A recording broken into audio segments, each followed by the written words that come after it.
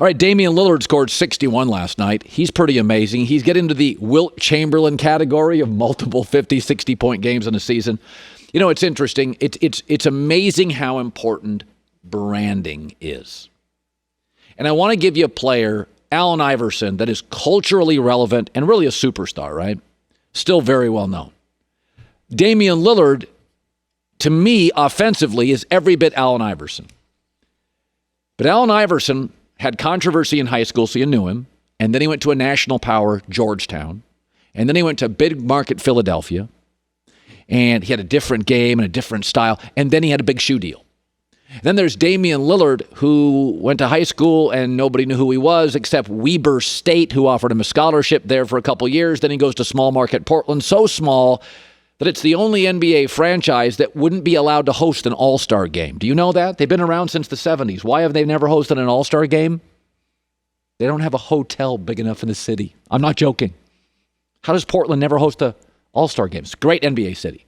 It's too small. And then Damian doesn't have a massive shoe deal. I mean, it's massive compared to what I get paid to wear my shoes, you know, but compared to like an Iverson.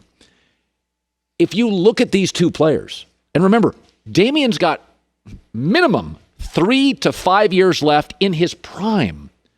If you look at their stats, Iverson and Damian Lillard, they're incredibly similar. Points per game, Iverson has about 2 more a game. That will change, by the way, over the next 2 to 3 years because Damian's in his prime and several prime years left. Assists, field goal percentage, 3-point percentage, Damian's better, playoff record, neither great. They had to carry kind of average rosters.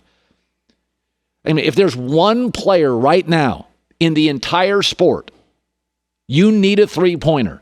There's only 2 people on the planet you think of, Steph and Damian Lillard, and Damian doesn't get hurt as much. But the remote Portland Trail Blazers, unheard of Weber State, no real controversy. He's not really a talkative guy, lets his game do the talking. And this is the downside to loyalty.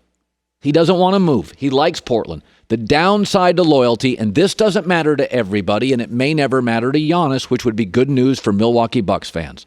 But the downside to loyalty is sometimes you're not as relevant. What you're looking at right now with Dame Lillard is one of the greatest NBA players of all time, perhaps the greatest scorer.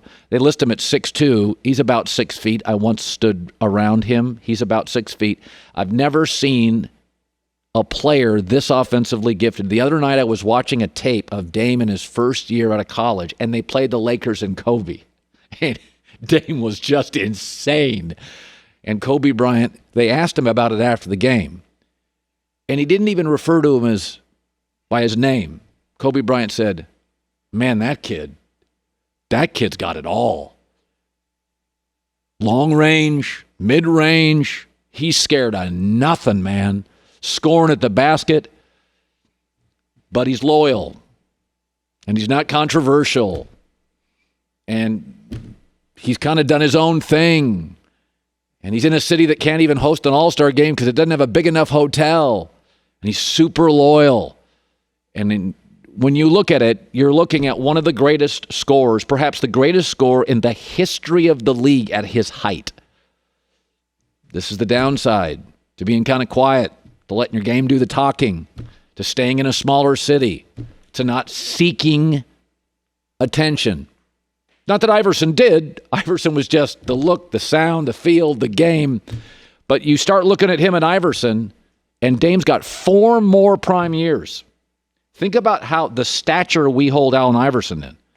And the national stature of Dame is growing, and Dame's got 4 years left. I'll offer you up, there's a possibility that Damian Lillard has improved to the point where some of his past inadequacies in the playoffs have it's like he's let the team down at times.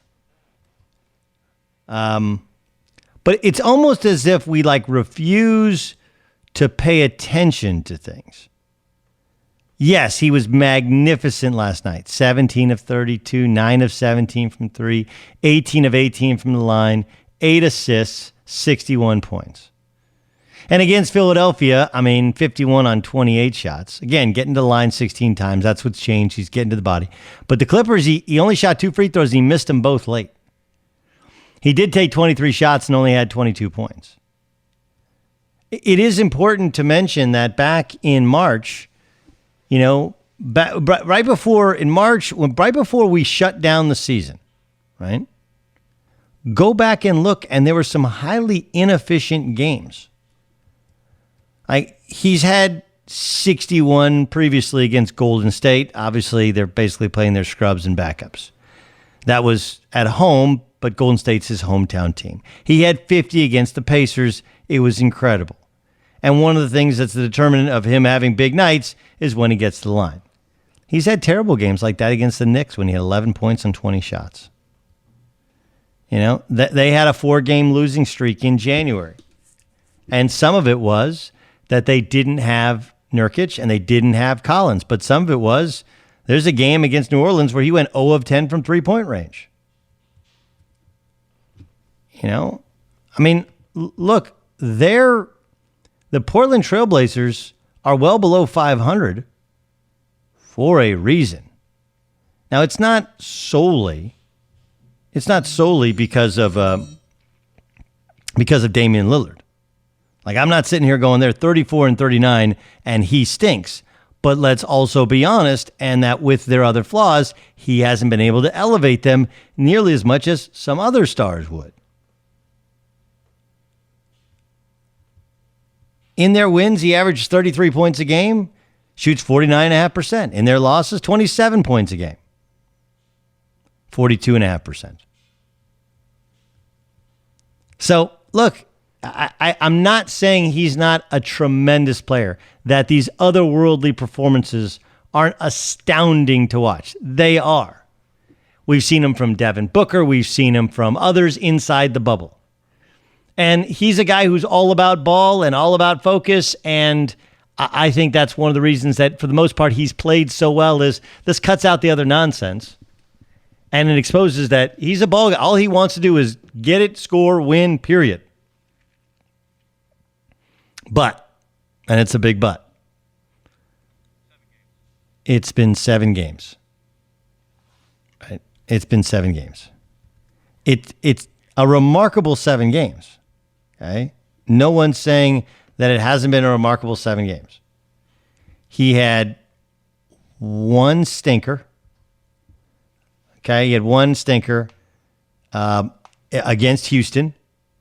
He had 1 which wasn't very good against the Clippers, and he was a bit erratic, although he had 30 and 16 in a loss to the Celtics. He had 3 amazing games. 45 against the Nuggets, 51 against Philadelphia, 61 against the Dallas Mavericks. Amazing. It's 7 games. Let's not act like he's the best player on the planet because he's had a very, very good 7 games.